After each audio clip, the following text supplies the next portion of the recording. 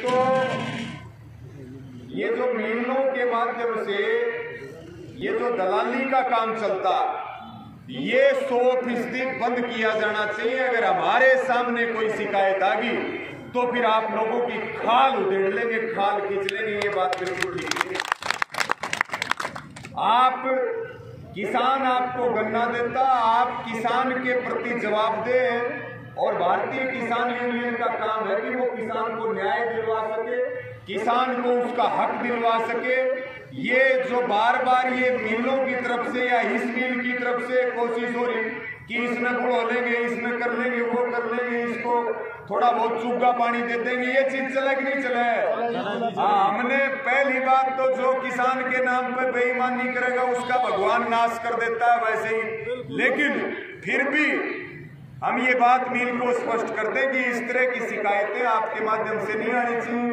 हमारी सम्माननीय एसडीएम महोदय है, उनसे भी हमारी ये प्रार्थना है कि वो इस तरह की चीज को रोकने का काम करें कि प्रत्येक किसान को यहाँ ठीक तरीके से उसके साथ व्यवहार हो, उसकी जो समस्याएं हैं उसके खात्मे के लिए काम हो।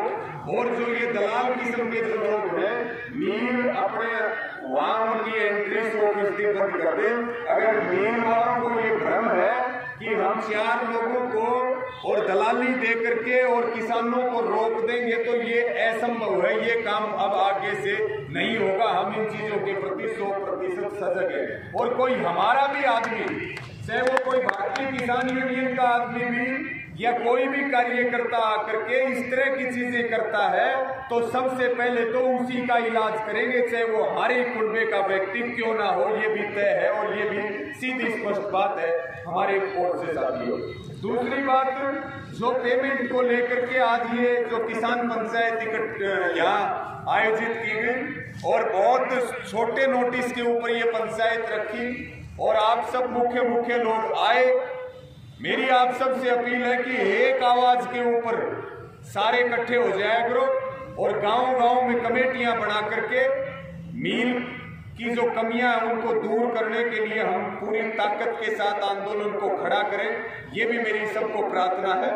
और जो पेमेंट के मुद्दे को लेकर के आज बैठे, जिसमें करीब 105 करोड़ रुपए, अभी तो गन्ने की आवक कम हुई है और करीब कब तक चलेगी मिल? 10 अप्रैल तक चलेगी और करीब 105 करोड़ रुपए आपका गन्ने का यहाँ बकाया खड़ा, जिसको लेकर के जो हमारे यहाँ एडमिनिस्ट्रेटर है मिल के अंदर, जो एसडीएम साहब है और हमारे यहाँ की जो एसडीएम होते और दूसरे जो मिल प्रबंधन के लोग हैं, जिनके साथ बैठ करके ये बातचीत हुई है कि 18 करोड़ रुपए जो है, देखिए ये बातचीत हुई है, फैसला तो आप जब इसके ऊपर सहमति देंगे तब ये सर्वमान्य होगा। क्योंकि ये बात मैंने भी पहले बता दी कि भाई हालात तो आपके सामने है, कुछ लड़ते रहोगे तो गुजारा हो ही जाएगा, अपना काम चल ही जाएगा, नहीं तो फिर जहां चीजें खड़ी है वही रहती है।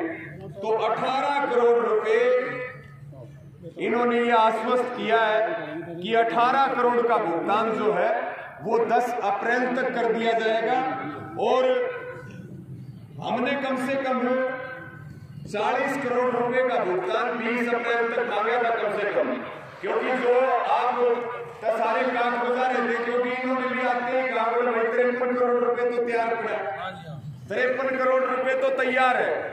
तो हम भी राजी हो गए कि चलो 53 करोड़ तो 5-7 दिन में डल जाएंगे किसानों के खाता में।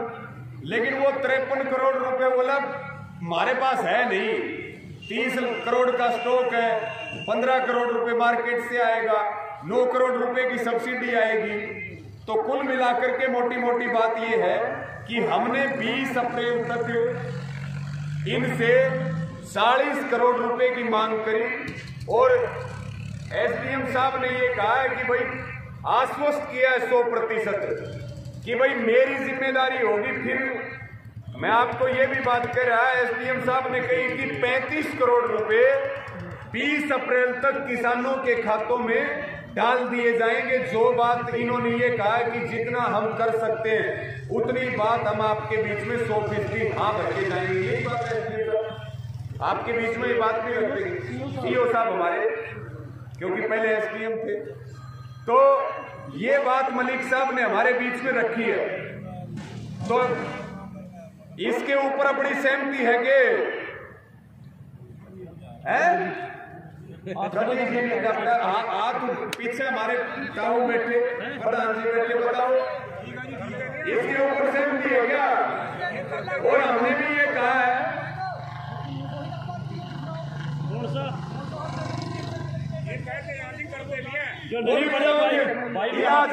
इलाज बताओगे, इलाज अगला इलाज। अब देखो हम 40 करोड़ की बात कर रहे थे, इन्होंने 35 करोड़ रुपए की हाँ भरी है। पहले भी करीब 5-6 बार यहाँ पर पंचायतें हो चुकी हैं, और मील के साथ और हमारे जो है सीओ साहब के साथ, एसडीएम दूसरे अधिकारियों के साथ कई बार बातचीत हुई है, पहले भी, आज 7वीं बार बातचीत हो रही है। तो अगर ये 35 करोड़ रुपए का भुगतान अगर 20 अप्रैल तक नहीं किया गया, तो कम से कम पहले देख लियो, जो हमारे हम बलदेव जी हैं, मोहित भाई है, पूरी टीम है, जिला प्रधान जी है, क्योंकि न्यू का अग्र भाई काम की वो अड़ता बटोड़ा बता दिया गया 10 तारीख का न्यू मेरा पट जाएगा, इनकी नीयत किसी का है, पट जाएगा कि नहीं पट जाएगा?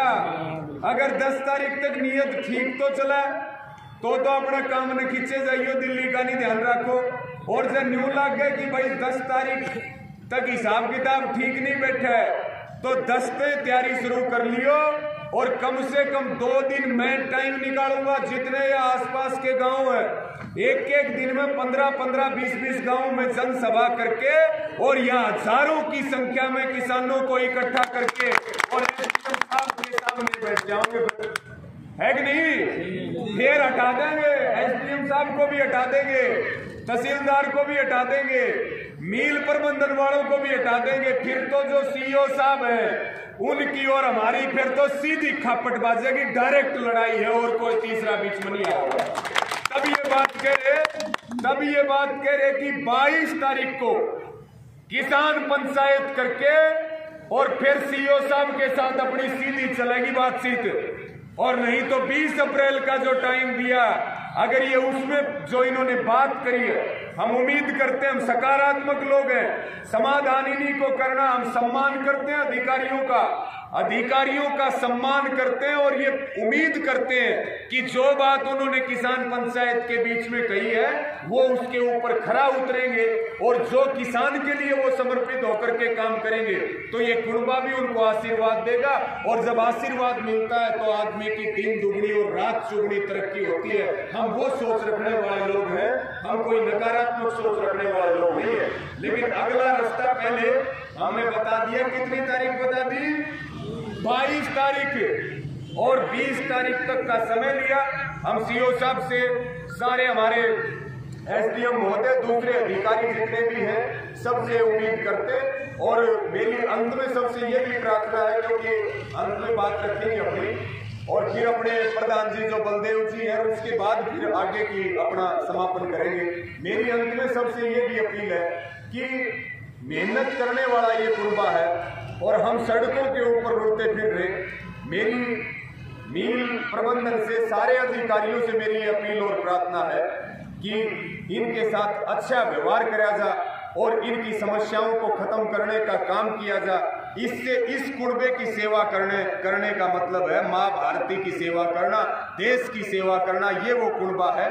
तो आप लोग इसे अपना परिवार समझ करके और बहुत संजीदगी के साथ काम करें, ताकि आपके प्रति भी हमारे दिलों में और ज्यादा सम्मान बढ़े।